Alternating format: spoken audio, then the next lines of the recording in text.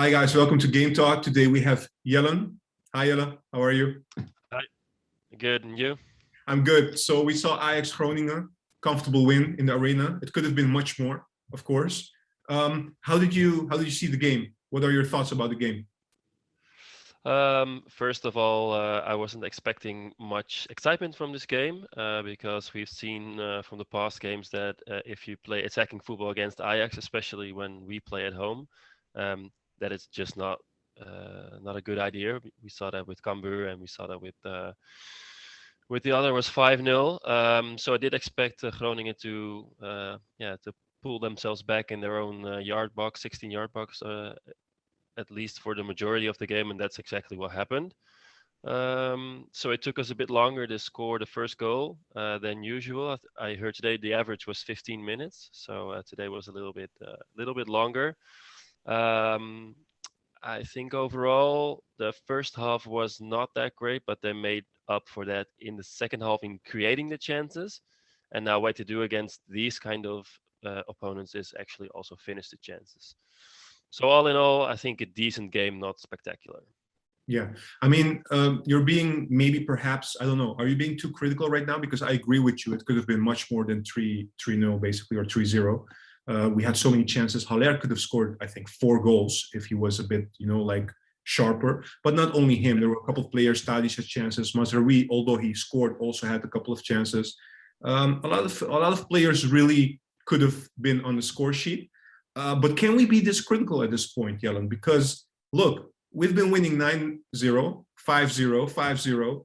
We've crushed Sporting. I mean, you cannot always expect us to do this. This is a bit crazy what we're looking at the moment. Actually, I disagree because the difference between Ajax and opponents is that big that you set different goals for yourself. So it's not about winning anymore. It's about winning in the way you're winning, because it's actually a training match for the European matches. It sounds a bit harsh and a bit arrogant, but that's basically what it is. Maybe matches against Feyenoord, PSV, AZ will be challenging, but all the other matches are just not challenging enough in terms of winning or losing. So you set other goals. So I think we can be critical on what they bring in these kind of matches, and we should expect more than what they brought today, in my opinion. All right, that's very clear actually. So I've been looking also at your rating because you sent us the rating of a couple of players. I was a bit surprised that you gave a couple of players a low grade. I mean, relatively, of course. For instance, you gave Gravenberch and Blind a 5. Can you elaborate on that? Yes, Blind, if I would have been able to give 2 ratings, one for defending and one for offense, he would probably have gotten a 7 or an 8 in offense, but in defense he was out of position at least a couple of times. He did have a good tackle to make up for it in the first half, but he's just too slow for the left back position. And I've said this time and time again, if we want to play with Blind on left back in European matches, we're going to have a problem. So I would very much like to see Tagliafico on that position again. And then maybe Blind in the midfield for Alvarez, but he's also playing a decent at that moment, better than he has been. So that's a tough choice, and Blind is a very important player, so I get the dilemma here.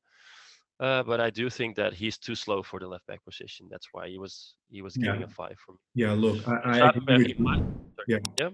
Just on the Blind, before you comment on Gravenberch, sorry for that.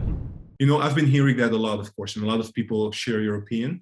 But I've been seeing new things about Blind that, in terms of how he feels in that position. For Sporting, for instance, he was on the left back position, but he didn't go up front like Mazraoui did. So he had a much more like a deep lying role, sitting back a little bit and defending. Yeah. In those circumstances, don't you think he can still be valuable at that position? Yes, and only in that circumstance. But if you look at the match today, there is no interplay between him and Tadic. It's like a world of difference between the right side and the left side of our squad. I can understand in a European match where you can have 4 at the back at all times is probably wise to do. But in the matches against Groningen and other eredivisie matches, it's not a good thing to do. You don't need it as well, because Timber and Martinez could easily stop their attacks with the 2 of them. So I think it's not necessary in a match like today. All right. All right. Clear. Moving on to Gravenberg, you want to say something about that? Yeah, I think he was.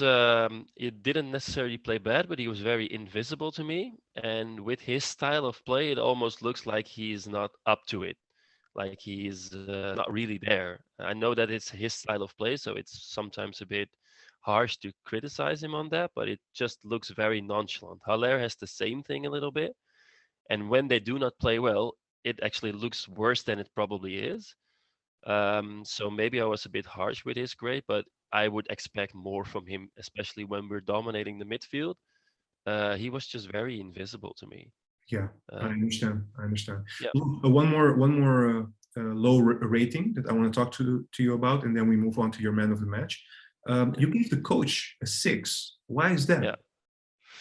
Um, I think that the substitutes were very standard in a way, and I understood the substitutes, which were good because we have a lot more matches to play. But I would have liked him to substitute Tadic today because I think he was underperforming. And he always keeps Tadic on the pitch, no matter how bad he plays. And to substitute Antony, who was, well, spoiler alert, my man of the match, I think he should make a statement and maybe substitute Tadic before he substitutes Antony, because the first substitute is always nearest for Antony. Doesn't matter how good he plays. So in that way, I think he needs to show a little bit more guts, and he can substitute his captain. It's allowed. All right. So that's why you get a 6. All right. So your man of the match for today. Yeah, Antony.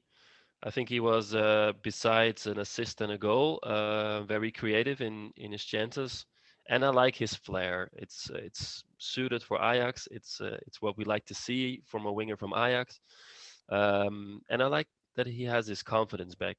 Right when Berghuis arrived, it was a bit unsure, and I think it's good that he got his flair and his energy, good energy back.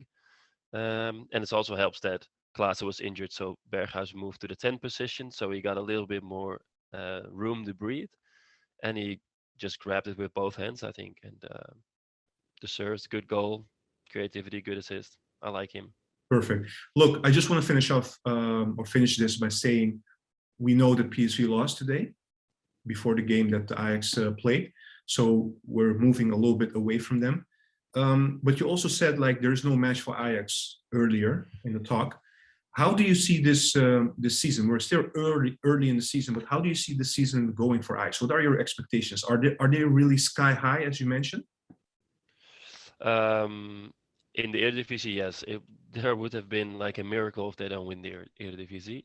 It just depends, I think, also on how far we will go in Europe, because we tend to like lose matches when the schedule is very packed. So then it would very much possible that we lose a number of points. But then still, I think we would be champions of the Eredivisie because the difference is just too big. Um, and in terms of Europe or even the cup, I don't know. It's always a win lose because we usually play with a B squad, so it can go wrong and it's over. For Europe, I think we definitely need to come out of the group stage in Champions League, and after that, it's just a wild guess who we're getting. But I think they owe it to Ajax and themselves to reach the next stage of the Champions League.